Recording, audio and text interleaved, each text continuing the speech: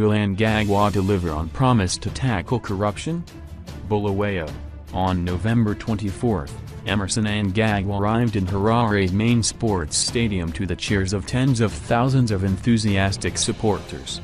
Moments after being sworn in as Zimbabwe's new president, the 75-year-old was quick to lay out his top priorities and vision for the future.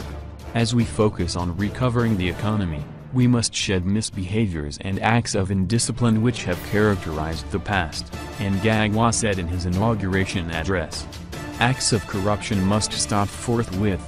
As Mnangagwa marks 1 month in office on Sunday, his pledge to restore the economy and crack down on government corruption offers hope to many Zimbabweans grappling with cash shortages and sky-high unemployment.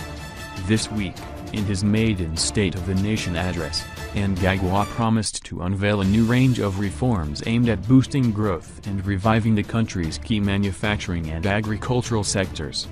Vowing to tackle corruption, he said there will be no impunity under his watch, while also warning against vengeful retribution. There should be no sacred cows, said Mnangagwa, an ex-vice president and for years a close ally to longtime President Robert Mugabe. He must act. Parts of Zimbabwe are desperately poor after years of economic mismanagement and rampant corruption under Mugabe's 37-year rule.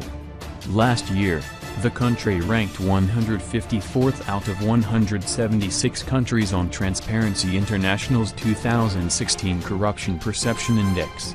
A number of investigations by international rights groups in recent years has uncovered wide-scale graft in the mining industry involving top government and military officials. A Global Witness report released earlier this year accused security and intelligence elites of being involved in the looting of the eastern Kiadzwa diamond fields under Mugabe's rule. Last year, the former president stunned Zimbabweans when he publicly admitted that an estimated $15 billion is unaccounted for in gem sales. Mnangagwa's promise to crack down on endemic corruption has been welcomed by many in the country. The time of Mugabe encouraged a lot of thieving, but this time Mnangagwa has to do better, said Ziziba, a 45-year-old domestic worker in Bulawayo, Zimbabwe's second city and previously the hub of its manufacturing industry. He was part of the government which was stealing before, but this time he has another chance, she told Al Jazeera, expressing hope that despite the past scandals, a more transparent leadership had ascended to power. He must act if there is corruption, or we will lose our country again. However, a wave of detentions of ex-top government and ruling party officials has also raised questions, with critics saying the arrests are mostly driven by political motives rather a zero-tolerance approach towards graft. On Friday, ex-Agriculture Minister Joseph Maid and former Provincial Affairs Minister Jason Mkhitaryan became the latest former officials to be hit with charges of corruption and abuse of office. Their detentions came days after Walter Chiakwa, ex-Minister of Mines and Mining Development, and Francis Gudyenga, former Permanent Secretary of Mines, appeared in court on charges of abuse of office. The two are also accused of authorizing the improper constitution of a board of a state-owned enterprise involved in the sale and marketing of Zimbabwe's minerals. Selective arrests. The latest apprehensions follow on the heels of the arrests of ex-finance minister Ignatius Chombo, former leader of the ZANU-PF Youth League Kudzanai Chipanga and his deputy Innocent Hamandish. They were first taken into police custody on the evening of Mnangagwa's inauguration, with each facing separate charges of corruption and other criminal acts.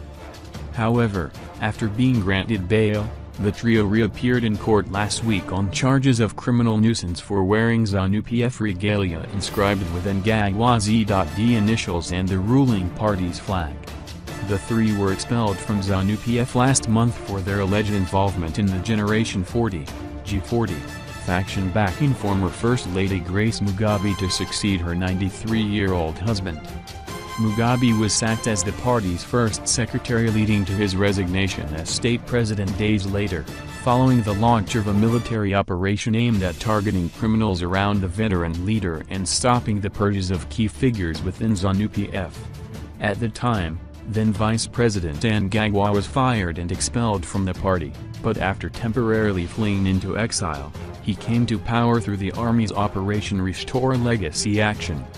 Dumizo Dlamini, leader of the opposition ZAPU party and a former Minister of Home Affairs, said that while a crackdown on corrupt officials was justified, he believed that the arrests appeared to be politically motivated. The operation was not just targeted at criminals, as they call them, but it seems selective of who those people were, which faction they belonged to, and if they belonged to the G40 faction, they certainly had to be disciplined by getting arrested and laying charges on them, Dlamini told Al Jazeera. If one group can be charged with fraudulent activity, then what about that one who remains there, in government, who did worse things than those arrested? The whole lot of them have got one corrupt thing or another to answer for, he added. Dlamini, the Southern Africa director for Human Rights Watch, agreed, telling Al Jazeera that the arrests appeared to be driven along factional lines. Mnangagwa said it was imperative for Mnangagwa to demonstrate a greater commitment to accountability and respect for the rule of law than his predecessor.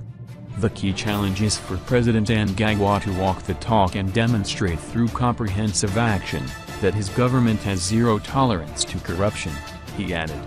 To restore public confidence, Mnangagwa must show that the fight against corruption is genuine, and not a witch hunt of political opponents. Controversial appointments.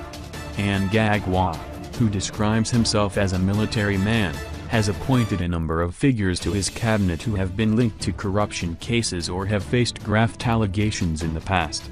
Kemba Mohadi, the newly appointed second vice president of ZANU-PF and current Minister of Defense, Security and War Veterans, has been implicated in the alleged invasion of at least 2 commercial farms, despite the government's one-man one-farm policy.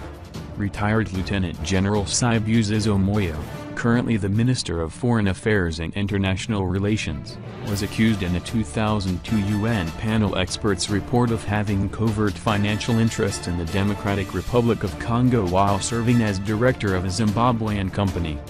Moyo has denied any wrongdoing. The government is yet to comment on the various allegations in the agriculture and mining industry leveled at some of Mnangagwa's cabinet members. Efforts to contact Chris Mutsvenwa, presidential advisor and leader of the influential War Veterans Association that called for mass marches against Mugabe, were unsuccessful.